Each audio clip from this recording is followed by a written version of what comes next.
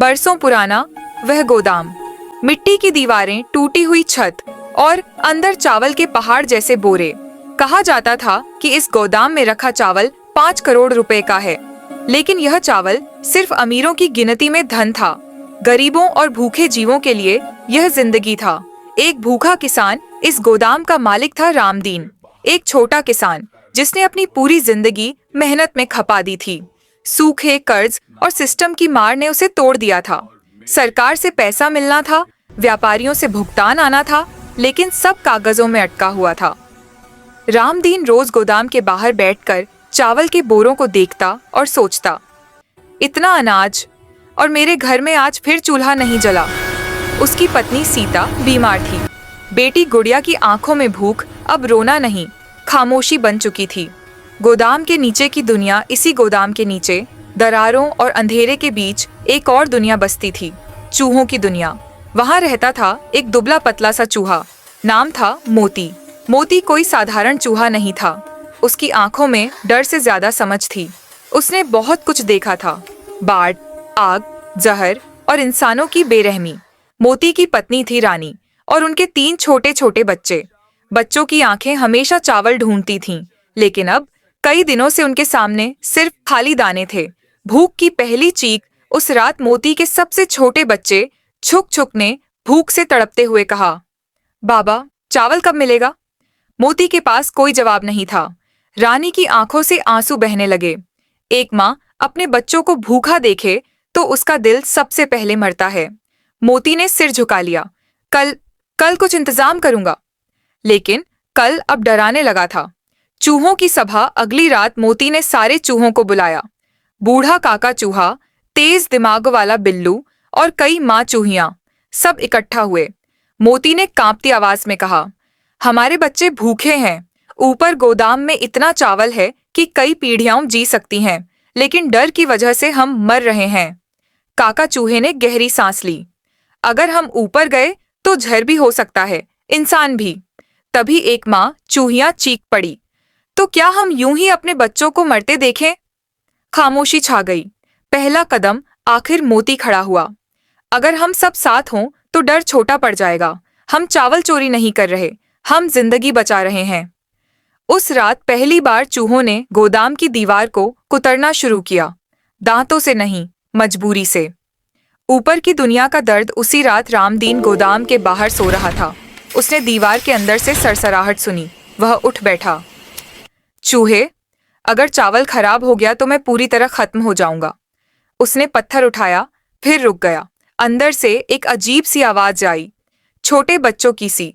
रामदीन का हाथ कांप गया। उसे अपनी बेटी गुड़िया याद आ गई। 2 भूखें, एक ही छत के नीचे। एक तरफ इंसान की भूख, दूसरी तरफ चूहों की भूख। गोदाम की दीवार के दोनों ओर एक ही सवाल था, क्या जिंदा रहना गुनाह है?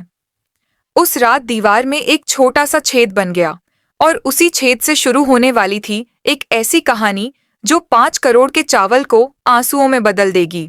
रात और गहरी हो चुकी थी। गोदाम के बाहर सन्नाटा था, लेकिन अंदर जमीन के नीचे दिलों की धड़कन तेज थी। मोती उस छोटे से छेद के पास खड़ा था जो पूरी रात की मेहनत से बना था।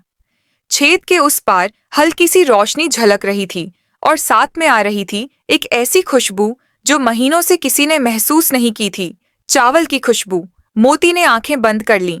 उसकी नाक में वह खुशबू ऐसे समा रही थी जैसे सूखी जमीन को पहली बारिश मिल जाए। डर की आखिरी दीवार, रानी उसके पास आकर खड़ी हुई। उसकी आंखों में डर था, लेकिन उससे भी ज्यादा बच्चों की भूख। मोती, अगर ऊपर कुछ हुआ तो?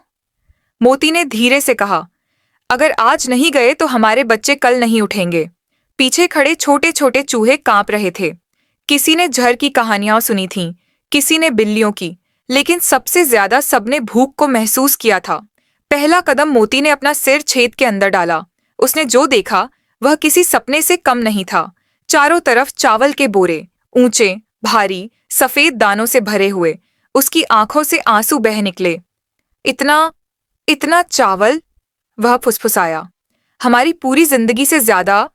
मोती ने धीरे से छेद से बाहर छलांग लगाई। उसके नन्हे से पंजे पहली बार चावल के दानों पर पड़े। दाना ठंडा था, सख्त था, लेकिन उसमें जिंदगी थी। चावल का पहला दाना मोती ने एक दाना उठाया और मुंह में डाला। उसका गला भर आया। वह दाना सिर्फ खाना नहीं था, वह उम्मीद था, वह सांस था। नीचे से छुक छुक की आवाज आई, बाबा मिला? मोती ने कांपती आवाज में कहा, मिला बेटा, बहुत मिला। उसके बाद एक एक करके सब चूहे ऊपर आने लगे। भूखे बच्चों की आंखें जब रानी ऊपर पहुंची, उसकी नजर चावल के ढेर पर पड़ी।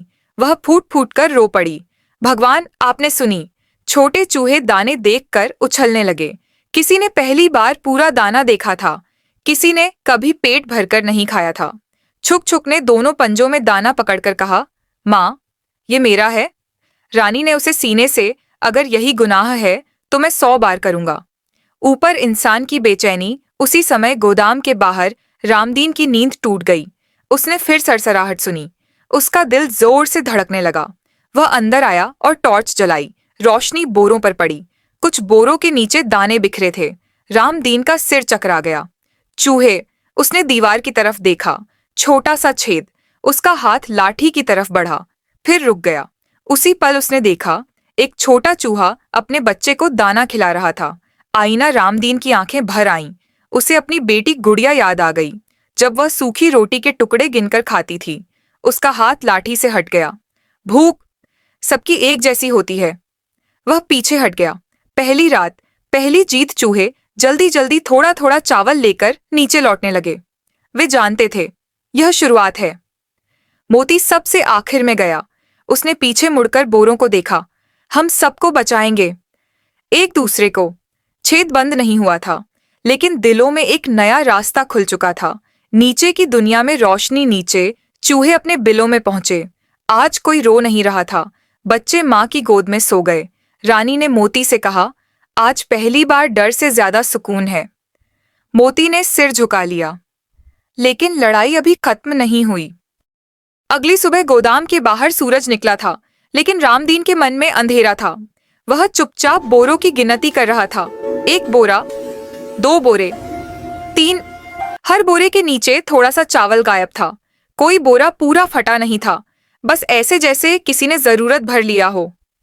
रामदीन समझ गया, चूहे रोज आएंगे। उसने दीवार के छेद को देखा।